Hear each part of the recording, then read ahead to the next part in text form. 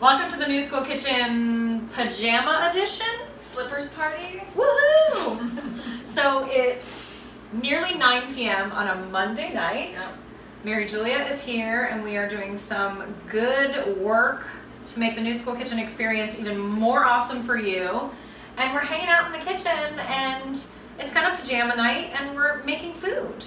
And we thought, what better type of food to bring you than a super snacky, fun, late night, easy skillet flatbread, formerly known as Socca. S-O-C-C-A. Socca. Yeah, exactly. That's how I like to say it. So Socca is a traditional food in France, Provence, really, and it's a street food. And it's basically just 2 or 3 ingredients cooked in a wood fire, like fire. Yeah, like that flavor is so good. Yeah, smoky fire, and it gets crispy, but a little bit creamy on the inside, and it's a perfect New School Kitchen recipe because it's just a couple of real food ingredients. I'm gonna show you how to make it. Do they just eat it? How do they eat it? They actually serve it in like paper cones, and you just drizzle olive oil and salt on it. Yeah. I was gonna say butter. Sure, why not? Butter. Might as well be butter.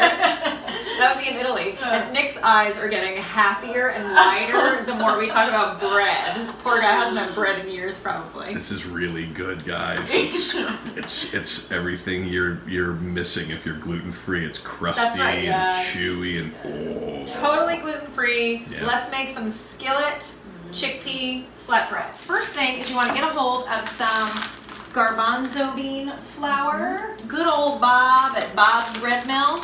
He's always got garbanzo bean flour at my local co-op, probably at yours or your health food store as well. Really pretty affordable. I don't know, $4 or $5, and 6 grams of protein for just a 1/4 cup of this. Pretty good. Pretty good for a vegetarian or vegan to be using some of garbanzo beans. Do you make stuff with garbanzo beans? Not with the flour. I bought flour to make this recipe, but I have yet to make it. Sitting in your cupboard. It is sitting in the cupboard, yeah. I do cook a lot with garbanzo beans, but like throwing them in the crock pot. Yes. You know, or making some hummus.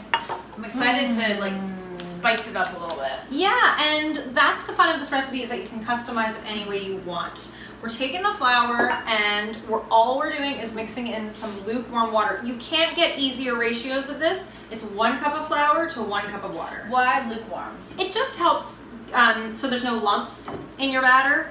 So if you watch, I'm just whisking the warm water as I incorporate the cup of flour 1 to 1. This is one of those recipes that you make once or twice, and then it's like you can make it at a friend's house. No looking up. Yep. No looking it up. Nope. No need to Google. No need to consult. I love that. Isn't that the best? That is the best. 5 ingredient or less recipes are the best. Most of the recipes online call for a 1/2 teaspoon of salt. You can do like super generous pinch. I do almost a full teaspoon now. That garbanzo bean flour like soaks up your salt flavor. So if you can handle it, if your blood pressure's good, salt it up. And here's like the most difficult part of making a chickpea skillet flatbread. I'm calling it something different every single time. Is that you have to let it sit at least 20 minutes.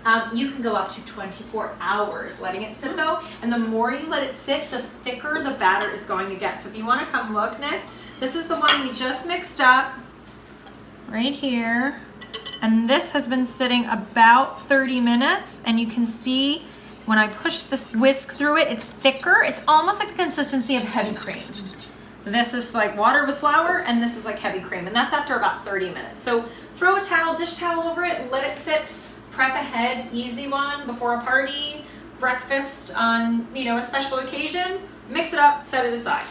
We have our oven preheated here to 450 degrees. This is hotter than most of us cook, but remember I told you the Socca cooks in a fiery oven in France, so we want to replicate that as much as possible. Get your skillet and put it on a middle rack in the oven at 450, be careful, and let the skillet get really hot. That's the key here. That gives it the crunch. Totally. On the bottom, we want that crispiness. Yes, exactly. While that is preheating in the oven, I am going to add just a little bit of something to this flatbread. So it can be plain, easy, simple, and you can put toppings on it, But I like baking some of the toppings inside the flatbread, so it's almost like, yes, like focaccia almost, you know, when you bite into a focaccia and there's like black olives and yeah. She's like, what are we putting in it? Yep. Super simple, caramelized onions and some fresh rosemary and thyme. And we're gonna put that right in the batter, mix it around. Fresh herbs work beautifully in this kind of flatbread. If you're just gonna eat it plain, I didn't even think of that, like a focaccia, like black olives in here. Oh, do you like olives? Sun-dried tomatoes. Oh, yes! I'm just gonna strip some. I have leftover thyme from Thanksgiving. You know how to do this? You just hold it like so and pull the thyme leaves away from you, and you've got this lovely little fresh thyme in there that will be tasty. I mean, really, with caramelized onions, any herbs that you have, leftover garlic, leftover onions, leftover herbs, anything. Little bits and pieces of anything left in the refrigerator. Okay, super important ingredient that gets added to every skillet flatbread, every socca, is a couple of tablespoons of extra virgin olive oil. It adds flavor, it adds that fat, and it helps with the creaminess of the batter. Okay, so here's our delicious flatbread batter. Caramelized onion, fresh rosemary and thyme, salt, and extra virgin olive oil in with that garbanzo bean flour. Looks so flavorful. Doesn't it? It really does. So simple too. Great one to do with kids, especially if you can turn it into a pizza of any kind. If you don't have one of these, I need to get one of those. they're so handy. Skillet condom. What would you call this? Wow, this A handle cover. Right, a skillet handle cover. There is a New School Kitchen member who crochets these from Red. Really? Yes, they're adorable. We'll have to get her a little bit of business. And you want to use this to get your skillet out of the oven. If you don't have one, don't fret. You probably have a pot holder of sorts. Open up your oven and remember, critical step, preheat that skillet until it is hot. You want to get some oil. We're using avocado oil in the bottom of the skillet, 2 tablespoons or so, a decent and generous amount. We do not want that batter to stick to the skillet. Move it around. Listen to this. Already cooking. Oh, that's that good sizzle. Yes. That's the happy sizzle. That's when you know it's gonna be crispy on the Yep, bottom. crispy on the edges too. So pour it in, put it in the 450-degree oven, and we're gonna let it hang out anywhere from 10 to 15 minutes. It kind of depends on the thickness of your batter, on how many ingredients you have in there, but you're waiting to see. I usually check it around 12 minutes, ends up being perfect. You want the edges to be pulling away slightly and that socca to be fluffy. And we'll test it, you'll see. Easy to remove. Like you can tell it's easy Yes, to just ready to pop out of Yeah. that skillet. And we may even broil the top of it to make it like it just came out of a wood-fired oven. And we're just hanging out in Provence together this evening. Setting timers is definitely a good idea when you're me or with a recipe like this. It's not good overcooked. And you have little babes running around. Yeah. Or just things running around in your head. Okay. Might be ready here with this flatbread. Timer just went off. Okay. Let's check it out. So, oh my goodness. Oh, yep. Look at that crispiness. So yes, around the crispiness around the edges. You want to give it a little, it's still a little fluffy in the middle, which is good. You want that. But I think it would be really fun if we broiled the top of it just for a minute, just to give it a little bit. I'm going to show you. You want to brush it with a little bit of Helps to brown it up a little That's bit. exactly right. Yeah. So sometimes it gets a little dry. Ooh, hello. Yeah. Yes, little Don't be yellow shy with for the you. oil. Oh, I like that brush. Highly recommend. Yeah, and it doesn't like tear it up. Nope, a little bit of World Market, a little bit of like $1.99 action, and definitely helps you feel like a gourmet. So it is gooping up a little bit. So you see, it's not quite ready. I think the broiler is going to help this a lot.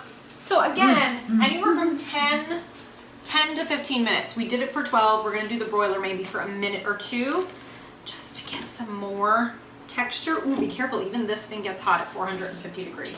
So, Holy smokes. top rack. Top rack, everybody. I even set timers for 1 minute because I forget. I'm thinking about all the delicious ways that I want to eat this. Yeah, you're creative with flavors. What would you do with this? The first thing that popped into my head, which would not even work, is like cream cheese. I'm like, oh, cream cheese. Maybe some cashew cream cheese. Yeah, why wouldn't cream cheese work? Well, if you don't tolerate dairy, that would be one reason. There are lucky people out there who do. Yeah, so, maybe like cashew cream cheese with some sun-dried tomatoes, a little tapenade. You were saying the olives. Your olive thing would be lovely. I wonder if it could stand up as a pizza. Maybe if you take it out of the skillet and bake it just a little bit more before you put the toppings on, kind of light sauce, a little bit of cheese, or like like a Greek pizza. To me, it'd be like a little feta again with the olives, with some fresh herbs and olive oil. You know, it would be really good if you did not put the herbs or onions in there and could do like a sweet flatbread with like some maple syrup or some chocolate chips. Nutella. You said it. I wasn't going to say it. You said it. Chopped strawberries. All right. Let's see what a minute under the broiler did. Oh, it's perfect. It's perfect. Maybe even was like 20 seconds too long. You know, there's nothing wrong extra with crust. caramelized onions. Oh my gosh. Yeah, crispy on top. It's still going to be creamy in the middle. And if we did our job right and that avocado oil was laid in pretty thick, we should be able to pull this sucker away from the edges and slide it. MJ, will you get a plate in that cabinet? Yeah, look, see? And a pizza cutter is great too in this situation. Once you get it on the plate. Spatula. Get in there. I always get sad when it doesn't come out in like one complete piece. Oh my goodness. Yeah. Yes. Gorgeous. Gorgeous. I know we've done a lot already, but a little bit of an extra EVOO. Little nuttiness. Yes, a little bit more sea salt, like a nice finishing salt. Más sabor. Smells incredible. You know, it's like that toasted bread smell that I miss so much. It is pizza-like.